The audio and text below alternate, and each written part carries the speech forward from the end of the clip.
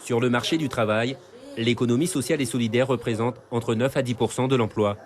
En Guyane, le réseau de l'ESS comprend plus de 25 associations partenaires sur l'ensemble du territoire. Présent dans tous les secteurs d'activité, depuis 2009, dans le secteur du service à la personne, près de 400 emplois ont été créés. Avec la loi ESS de 2004 et cette reconnaissance d'utilité publique, les chambres régionales de l'économie sociale se structurent. Ce mois de l'ESS est un événement majeur pour la promotion de cette démarche.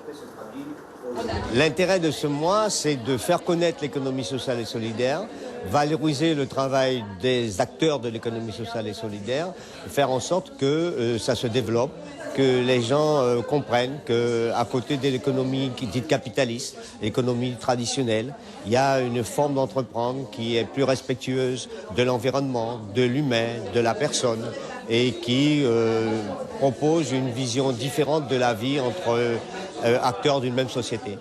Pour cette deuxième édition du mois de l'ESS, demandez le programme. Les acteurs se mobilisent sur tout le territoire, occasion pour le grand public de découvrir les différentes activités développées. Parmi les acteurs, l'ADAPI, qui accueille les personnes en situation de handicap, présentera un service innovant dans la prise en charge et l'accompagnement de son public.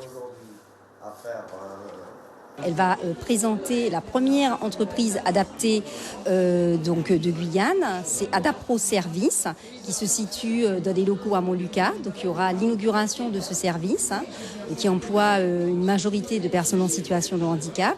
Elle va proposer aussi un job dating, donc pour toutes les personnes qui sont en situation de handicap et qui recherchent du travail et qui ont la qualité de travailleurs handicapés.